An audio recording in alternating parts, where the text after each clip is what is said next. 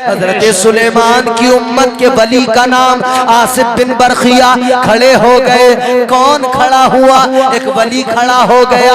वली ने खड़े हो के कहा, ए अल्लाह के पैगंबर, मुझे हुक्म दे, मैं लेके आऊंगा। आपने फरमाया, कितनी देर में लेके आओगे? अल्लाह ताला के प्यारे पैगंबर की बारगाह में जनाब हजरत आसिफ बिन बरखिया कहने लगे, ए अल्लाह के पैगंबर, आप मुझे इजाजत अता फरमाए, मैं लेके आऊंगा। फरमाया, कितनी देर के अंदर लाओगे? कहने लगा, आप इधर पलक झपकेंगे, उधर मैं वो तख्त लेके आ जाऊंगा। उजले कपड़ों में सिकंदर हो जरूरी तो नहीं। सुभान अल्लाह। ये कपड़ों की चमक नहीं बताएगी किसका स्टेटस क्या है। उजले कपड़ों में सिकंदर हो जरूरी तो नहीं, मैले कपड़ों में कलंदर भी तो हो सकता है। बेशक। सुभान अल्लाह, सुभान अल्लाह। उजले कपड़ों में सिकंदर हो जरूरी तो नहीं, मैले कपड़ों में कलंदर भी तो हो सकता है। जिस भिखारी को हिकारत से पुकारा तूने, उसके कासे में समंदर भी तो हो सकता है। सुभान अल्लाह, सुभान अल्लाह। लिबास से इंसान का स्टेटस पता नहीं लगता। तारीख गवाह है, खुदा की कसम, जमाने ने देखा, एक प्याला, एक कासा लेकर कौन गया? गुलाम लेकर गया। गुलाम ने कासा ले जाकर कह दिया, अना सागर चल, तुझे गरीब नवाज ने बुलाया है। सुभान अल्लाह। खुदा की कसम, मेरे ख्वाजा खुद नहीं आए, गुलाम को भेजा। सरकारे गरीब नवाज ने खादिम को भेजा।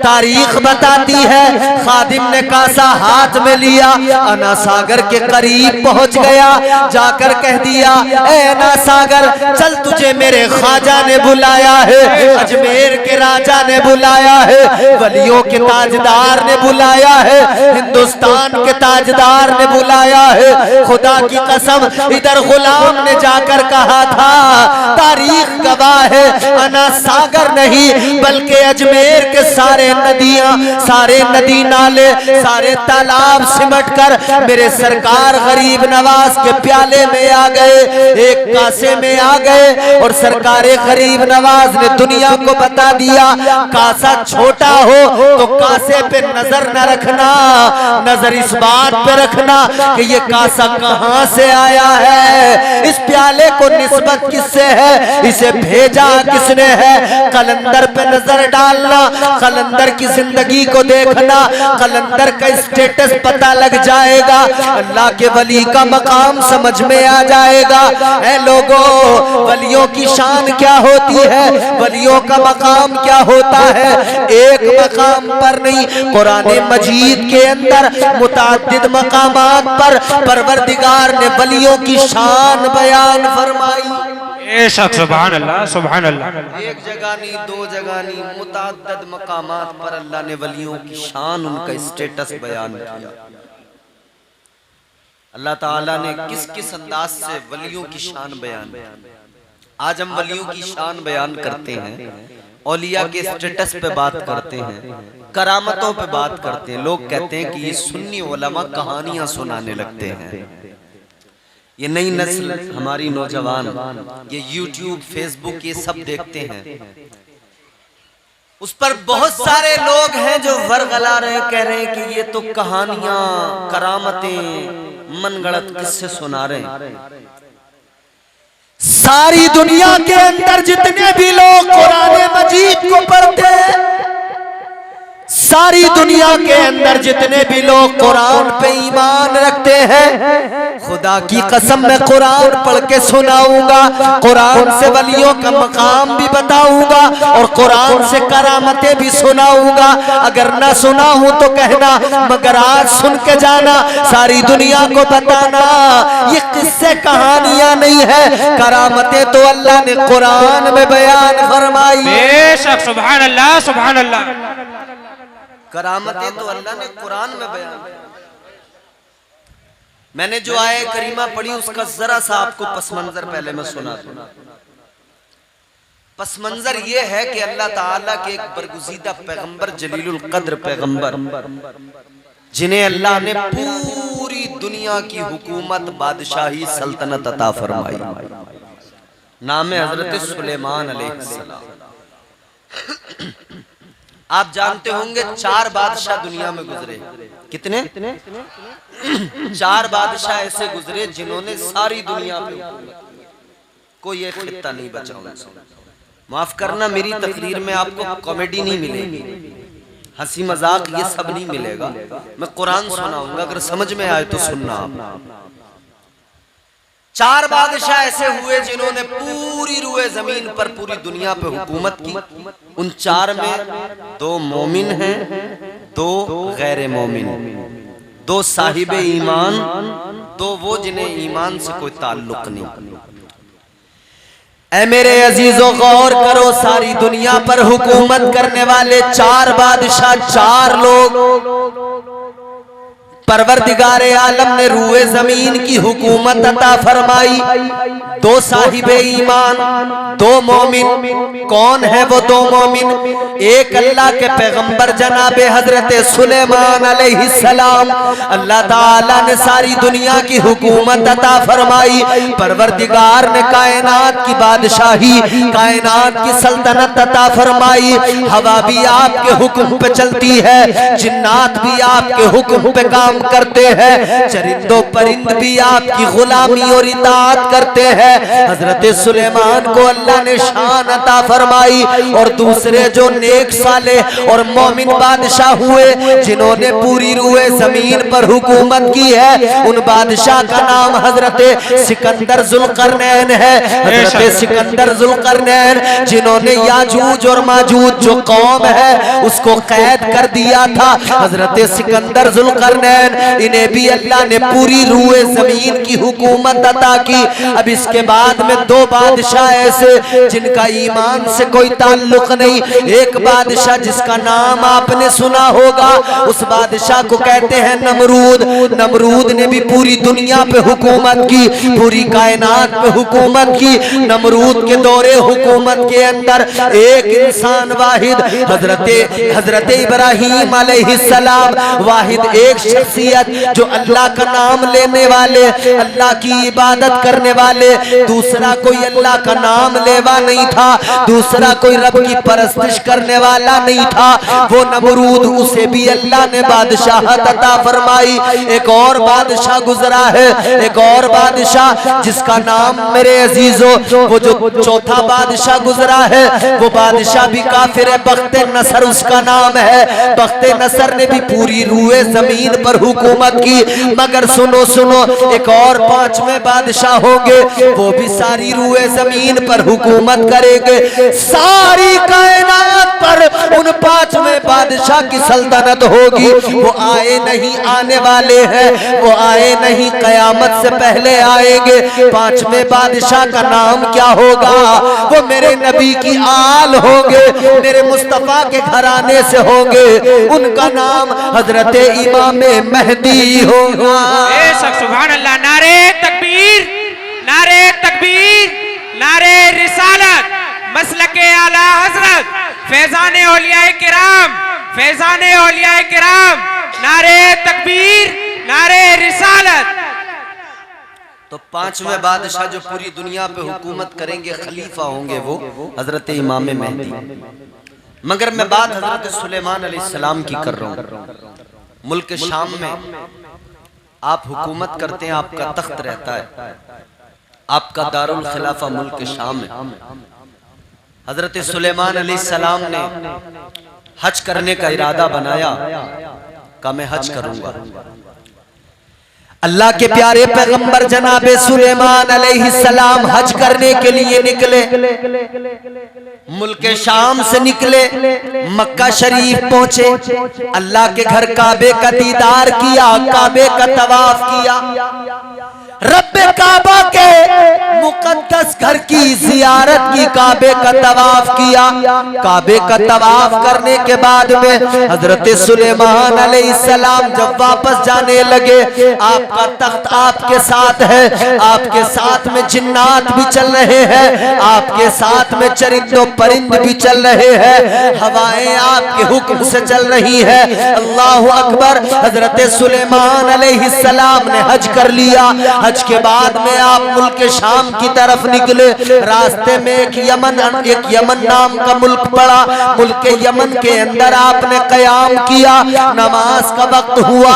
हजरत सुलेमान अलैहिस्सलाम ने नमाज का इरादा बनाया। आपका उस वक्त में एक इंजीनियर था। उस इंजीनियर का नाम था हुदहुद। वो एक परिंदा है जो तुमने देखा होगा, लंबी सी उसकी चोंच हुआ करती है। वो परिंदा हुदहुद हजरत सुलेमान अलैहिस्सलाम के साथ में रहता था। आपके वक्त का इंजीनियर था। क्या था उसका कारनामा, सुनो मेरे अजीजों। जब ये कहीं पर निकलते थे, हुदहुद भी साथ में होता था।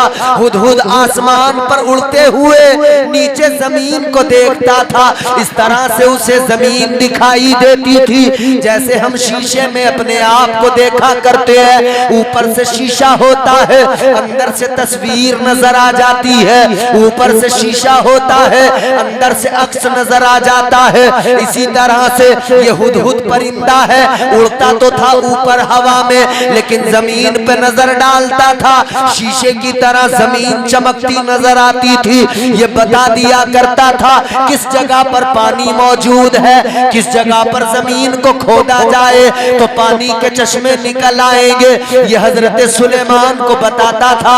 ये जहां पर जाकर अपनी चोंच मारता था, हजरत सुलेमान अलैहिस्सलाम जिन्नात को हुक्म दिया करते थे यहाँ पर जमीन को खोदा जाए, वहीं से चश्मे निकल आते थे। ऐ लोगों, जब हज करके हजरत सुलेमान चले, मुल्क यमन के अंदर आपने कयाम किया। मुल्क यमन के अंदर जब कयाम किया, नमाज का वक्त हुआ।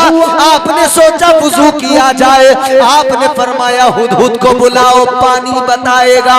पानी कहाँ पर है बताएगा, लेकिन हुदहुद नजर नहीं आया। आपने फरमाया कहाँ गया हुदहुद? हुदहुद को बुलाओ, परिंदे को बुलाओ। लेकिन मेरे अजीजों, एक बात सुनो, जो जिसकी जिन्स होती है उससे उसे फितरी तौर पर मोहब्बत होती है, यानी वो उसी में रहना पसंद करता है। इंसान इंसानों में रहते हैं, जानवर जानवरों में रहा करते हैं। अब हुदहुद परिंदा मुल्क शाम का, लेकिन इसे यमन में एक हुदहुद मिल गया, अपनी नस्ल का परिंदा मिल गया, अपनी जात का परिंदा जब इसको मिल गया, मेरे अजीजों, हुदहुद ने, जो मुल्क यमन का हुदहुद था, उसने कहा तू कहां से आया है? इसने कहा मैं तो शाम से आया हूँ। कहने लगा तू मेरी नस्ल का है, दूर से आया है, चल मैं तुझे अपना मुल्क दिखाता हूँ, चल मैं तुझे मुल्क यमन की सैर कराता हूँ। ऐ लोगों, जरा मेरी तमहीद को अगर तुमने सुन लिया तो मेरी गुफ्तगू के महसल पे पहुंच जाओगे। मेरी गुफ्तगू का लुब्बे लुबाब समझना है तो पहले जरा सी तमहीद को समझ लेना। परिंदे ने परिंदे से कहा चल तुझे मुल्क यमन दिखाता हूँ। ये इधर मुल्क यमन देखने लगा, उधर इसकी जरूरत हजरत सुलेमान को पड़ी। आप उधर देख रहे, कहाँ गया हुदहुद? इधर हुदहुद तो घूम रहा है। अब इस हुदहुद ने कहा ऐ मुल्क शाम के रहने वाले हुदहुद, सुन ले, तू एक पैगंबर के साथ रहता है, अल्लाह के पैगंबर के साथ में रहता है, मगर सुन ले, हमारे मुल्क के अंदर एक मलका रहती है। चल तुझे उस मलका का दरबार दिखाई देता हूँ, चल तुझे उस मलका का तख्त दिखाई देता हूँ। मुल्क सबा की मलका नाम है बिल्कीस। बिल्कीस के दरबार में लेकर चला गया। बिल्कीस का दरबार दिखाने लगा, बिल्कीस का महल दिखाने लगा, बिल्कीस का तख्त दिखाने लगा। ऐ लोगों, कौन सा तख्त है? वो तख्त भी कैसा तख्त है? 7 मंजिला तख्त है, 40 गज लंबा है, 80 गज चौड़ा है। ये तख्त है बिल्कीस का, इतना वसीओ अरीज तख्त है, बड़ा खूबसूरत बना हुआ है। हुदहुद ने इस तख्त को देखा, ये देखकर बड़ा खुश हुआ, कहने लगा वाकई कितना बड़ा तख्त है। हुदहुद ने तख्त देखा। अब ये वापस जब हजरत सुलेमान की बारगाह में आया, जब वापस पैगंबर खुदा की बारगाह में आया, जब ये ये परिंदा आया, हजरत सुलेमान ने फरमाया कहाँ गया था? आपको गुस्सा था, आपको जलाल था, चेहरे पर जब जलाल देखा, ये परिंदा हुदहुद जवाब में कहता है, ए अल्लाह के पैगंबर सुनो सुनो, इस परिंदे का जवाब भी देखो। कहने लगा आप अल्लाह ताला के पैगंबर है, आपको अल्लाह ने बादशाही अता फरमाई है। ऐ पैगंबर खुदा, मैं नौकर, मैं खादिम, मैं आपका गुलाम हूँ, आप मेरे आका हैं, मैं आपके सामने खड़ा हूँ। मगर सुनो सुलेमान, एक दिन वो आएगा, महशर सजाई जाएगी, मैदान महशर में तख्त परवरदिगार का होगा, सल्तनत परवरदिगार की होगी, हुकूमत रब्बे जुल जलाल की होगी। परवरदिगारे आलम उस वक्त में जलवा फरमा होगा और रब के सामने तुम्हें भी खड़े होना है। याद रखो सुलेमान, आज मैं आपके सामने खड़ा हूँ, आपके चेहरे पे जलाल है, कल मैदान महशर में खुदा के सामने तुमको भी खड़ा होना है। इतना सुना, जनाबे सुलेमान अलैहिस्सलाम का गुस्सा खत्म हो गया, जलाल खत्म हो गया, मुस्कुरा के फरमाने लगे, ए हुदहुद, चल गुस्सा तो गया, जलाल तो गया, मगर बता तू गया कहाँ पे था, बता तू कहाँ चला गया था, मैं तुझे तलाश कर रहा था। हुदहुद ने कहा हुजूर, मैं आपको ये बताना चाहता हूँ, मैंने मुल्क यमन की सैर की है। कहने लगा मैंने मलका सबा को देखा है, मैंने मलका सबा बिल्कीस को देखा है, उसका तख्त देखा है। आपने फरमाया कैसा तख्त है? कहने लगा बहुत अजीम तख्त है, बहुत बड़ा तख्त है। आपने फरमाया कैसा तख्त है? इसने तख्त के बारे में बताया। हजरत सुलेमान ने सुना, लेकिन मुल्क शाम पहुंच गए, मुल्क शाम पहुंच गए, मगर तख्त जहन से नहीं निकला, तख्त दिमाग से नहीं निकला। हजरत सुलेमान सोचते हैं काश वो तख्त मैं भी देख लेता, काश वो तख्त मैं भी देख लेता। आपके दिमाग में वही तख्त है। आपने अपना दरबार लगाया, दरबार लगाने के बाद में आपने हुदहुद को बुलाया। आपने फरमाया मलका सबा को, मलका बिल्कीस को मेरा खत पहुंचा के आ, ये खत लेके जा, मलका के दरवाजे पे जाकर उसके घर के अंदर जाकर देना। और उस खत के अंदर आपने लिखा, मैं अल्लाह का पैगंबर हूँ, मेरी इताअत करो, मैं अल्लाह का बरगुज़ीदा नबी हूँ, अल्लाह की इबादत करो, उस पर ईमान ले आओ, मेरी इताअत और फरमा बरदारी करो, वरना याद रखो फिर तुम्हें हमसे मुकाबला करना पड़ेगा। अगर तुमने अल्लाह की वहदानियत और उसकी समदियत को कबूल न किया, अल्लाह के अल्लाह होने का इकरार न किया, तो तुम्हें फिर मुकाबला करना होगा। ए मेरे अजीजों गौर करो, अब ये हुदहुद खत लेके चला है। खत लेके कहाँ गया? यमन गया, मुल्क सबा में गया, मलका बिल्कीस के महल के अंदर गया। सुनो तो जरा, महल भी कैसा था? महल बहुत बड़ा था, 7 दरवाजों के बाद में मलिका का कमरा, 7 दरवाजे, फिर अंदर मलका का कमरा, सारे दरवाजे बंद होते थे, अंदर मलका होती थी। फरमाया गया अंदर किसी की जुर्रत नहीं थी जो चला जाता, पहरा लगा है, कोई अंदर जा नहीं सकता, मगर अल्लाह ताला के पैगंबर ने भेजा था। इस परिंदे को अल्लाह के पैगंबर ने, हजरत सुलेमान ने भेजा था। गया, अंदर भी दाखिल हुआ, जाकर वो खत मलिका बिल्कीस के सीने पे रखा और रखने के बाद में वापस दरवाजा खटखटा के आया। मलिका बिल्कीस बेदार हुई, तख्त उठाया, वो खत उठाया, खत पढ़ा।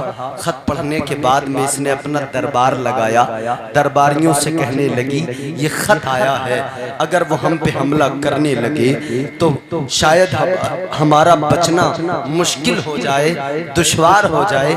कहने लगी एक जरा सा टेस्ट कर लेते हैं, जरा पहले समझ लेते हैं बादशाह हैं या अल्लाह के नबी हैं, फकत बादशाह हैं या अल्लाह के पैगंबर हैं।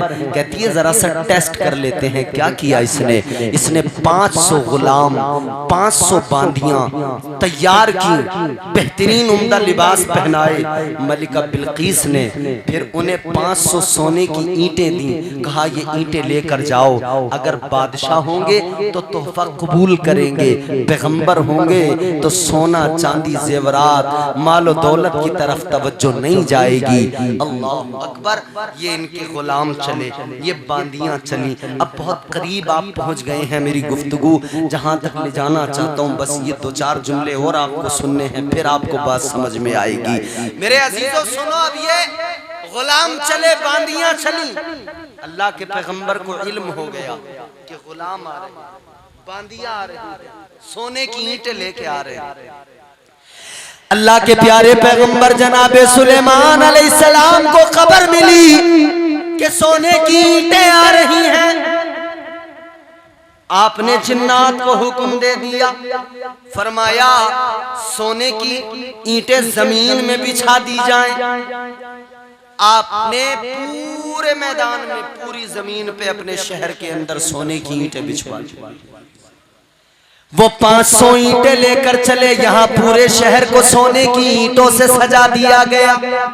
चांदी की ईंटों की दीवारें खड़ी कर दी गई, सोने की ईंटों को बिछा दिया गया, चांदी की ईंटों की दीवारें खड़ी कर दी गई। अब वो गुलाम जब आए, वो बांदियां जब आई, जब शहर में दाखिल हुए तो इन्होंने अजीब हाल देखा। सोने की जमीन है, सोने की ईंटों पर लोग भी चल रहे हैं, जानवर भी बंधे हुए हैं। उन्हीं सोने की ईंटों पर जानवर पेशाब भी कर रहे हैं। ये तो हैरान हो गए, हम जो सोने की ईंटें संभाल के ला रहे हैं, यहाँ तो जानवर उन पे पेशाब कर रहे हैं, यहाँ तो जमीन के फर्श में बिछी है। इन्होंने कहा अपनी ईंटों को छुपा लो, इसलिए यहाँ दिखाना बेकार है। यहाँ दिखा के क्या करोगे? यहाँ तो जानवर भी इन्हीं ईंटों पर गोबर और पेशाब कर रहे हैं। तो सोने की यहाँ कोई वैल्यू नहीं, चांदी की यहाँ कोई अहमियत नहीं, कई ईंटों को छुपा लो। अब ये सारे के सारे अल्लाह के पैगंबर की बारगाह में पहुंचे। पैगंबर खुदा हजरत सुलेमान अलैहिस्सलाम ने फरमाया, आपने फरमाया दौलत मुझे न दिखाना, माल मुझे न दिखाना, मैं अल्लाह का पैगंबर हूँ। अल्लाह ताला ने बहुत दौलत बहुत माल अता किया है, मगर याद रखो मेरा पैगाम मालो दौलत के लिए नहीं था।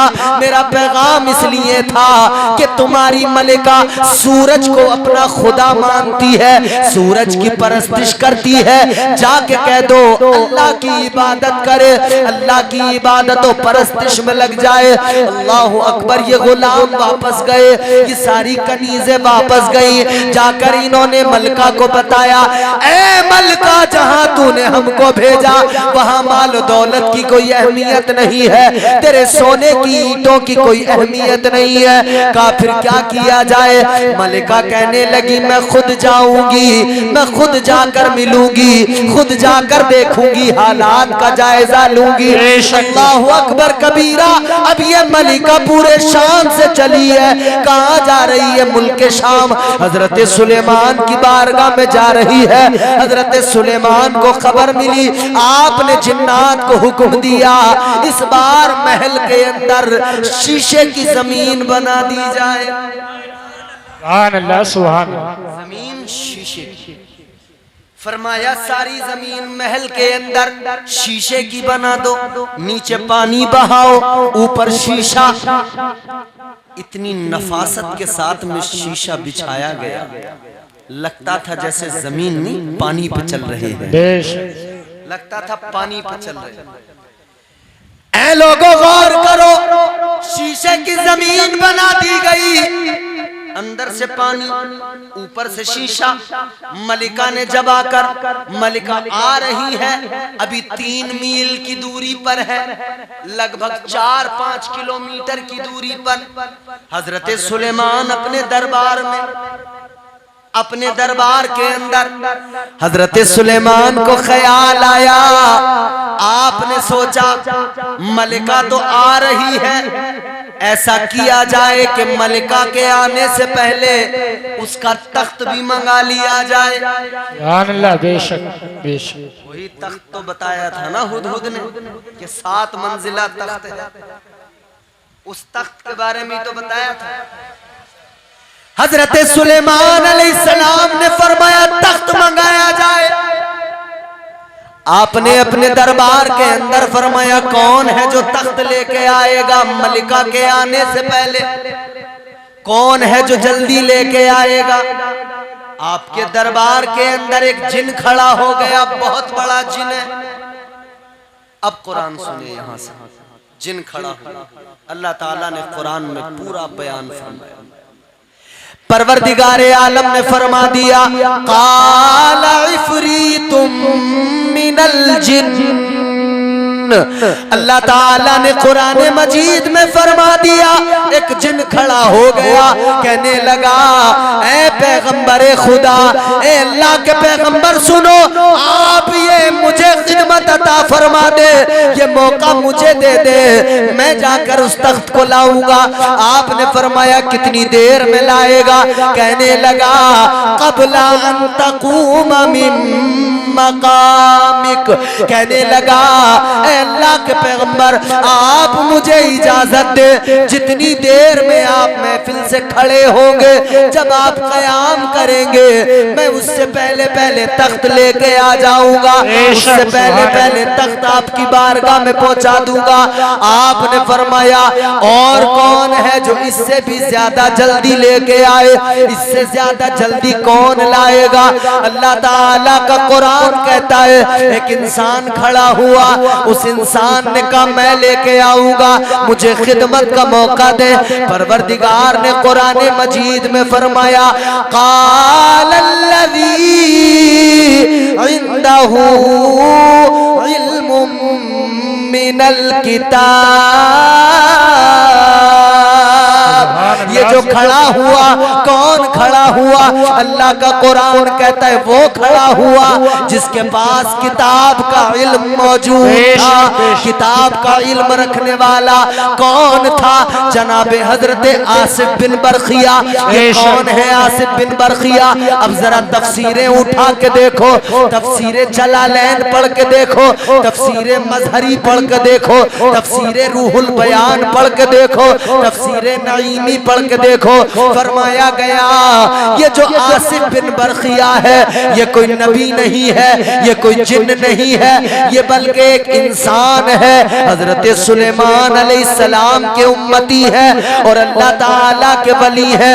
हजरत सुलेमान की उम्मत के वली का नाम आसिफ बिन बरखिया। खड़े हो गए, कौन खड़ा हुआ? एक वली खड़ा हो गया। वली ने खड़े हो के कहा ए अल्लाह के पैगंबर मुझे हुक्म दे, मैं लेके आऊंगा। आपने फरमाया कितनी देर में लेके आओगे? अल्लाह ताला के प्यारे पैगंबर की बारगाह में जनाबे हजरत आसिफ बिन बरखिया कहने लगे ए अल्लाह के पैगंबर आप मुझे इजाजत अता फरमाए, मैं लेके आऊंगा। फरमाया कितनी देर के अंदर लाओगे? कहने लगा आप इधर पलक झपकेंगे, उधर मैं वो तख्त लेके आ जाऊंगा। नारे तकबीर, नारे रिसालत, फैजाने औलियाए किराम, फैजाने औलियाए किराम, नारे तकबीर, नारे रिसालत। फरमाया कितनी देर में? कहा पलक झपकेंगे ना, इतनी देर में ले आऊंगा। ऐ मेरे अजीजों गौर करो, अब यहां से वली की करामत का भी पता लगा और एक वली की ताकत का भी पता लगा। एक जिन्न था, बड़ा ताकतवर था, उसने कहा कि जब तक महफिल बर्खास्त होगी, जब तक आप खड़े होंगे, तब तक ले आऊंगा। मगर वली ने कह दिया आप सिर्फ पलक झपकेंगे, पलक झपकेंगे, मैं तख्त लाकर आपकी खिदमत में पेश कर दूंगा, तख्त लाकर आपकी खिदमत में हाजिर कर दूंगा। आपको हजरत सुलेमान अलैहिस्सलाम ने फरमाया लाओ तख्त मंगाओ। अल्लाहु अकबर यही हुआ। हजरत सुलेमान ने इधर पलक झपकी है, उधर तख्त जो है आपकी खिदमत में पेश कर दिया गया, आपकी खिदमत में तख्त बिल्कीस हाजिर कर दिया गया। ऐ मेरे अजीजों गौर करो, वो तख्त जमीन से नमूदार हुआ। फरमाया गया अल्लाह के वली ने इधर अल्लाह ताला की बारगाह में हाथ उठा दिए, कहा मौला तू अगर करम करे सब हो जाएगा। फरमाया गया मुल्क यमन के अंदर वो तख्त जमीन में अंदर धंसा, मुल्क शाम में जनाबे हजरत सुलेमान के दरबार में जमीन से निकल आया। सुभान अल्लाह, सुभान अल्लाह, सुभान अल्लाह। बेशक एक वली की ताकत, और वली भी किसकी उम्मत का वली? हजरत सुलेमान की। बेशक हजरत सुलेमान अलैहिस्सलाम के उम्मती हजरत आसिफ बिन बरखिया, एक वली की ताकत का ये आलम, पलक झपके तो तख्त बिल्कीस आ जाए। ए लोगों जरा गौर करो, ये वली की ताकत है और वली की करामत है। मैं नहीं कहता, रब का कुरान बयान करता है, अल्लाह का कुरान बयान करता है। अब सवाल ये पैदा होता है, वो हजरत सुलेमान के उम्मती, हजरत सुलेमान की उम्मत के वली, उनकी ताकत का ये आलम है। हम तो मुस्तफा जाने रहमत के उम्मती है, हम तो आका के उम्मती है। तो आका के उम्मत में जो कोई वली हो, उस वली की ताकत क्या होती है, उस वली का मकाम क्या होता है। जब सुलेमान अलैहिस्सलाम के उम्मती का ये आलम, तो आका के उम्मती की शान क्या होती है, आका के उम्मती का मकाम क्या होता है। ए लोगों सुनो सुनो, फिर मैंने अर्ज किया वो जनाबे सुलेमान के उम्मती है, तख्त लेकर आते हैं पलक झपकने से पहले, मगर मुस्तफा की उम्मत को भी अल्लाह ताला ने विलायत दी। तो ये कमाल अता किया कि बगदाद के अंदर गौसे आजम अगर मुर्दों को ठोकर मार दे तो मुर्दे जिंदा हो जाए। बेशक सुभान अल्लाह। नारे तकबीर, नारे रिसालत, फैजाने औलियाए किराम, मसलके आला हजरत हजरत अल्लामा मौलाना मुफ्ती इम्तियाज बरकाती साहिब किबला। नारे तकबीर, नारे रिसालत। वो उस उम्मत के वली, उनकी ताकत भी है, इस उम्मत के वलियों की ताकत भी है। उस उम्मत के वलियों की ताकत कुरान बयान कर रहा है, इस उम्मत के वलियों का मकाम भी कुरान बयान कर रहा है। सुभान अल्लाह, सुभान अल्लाह।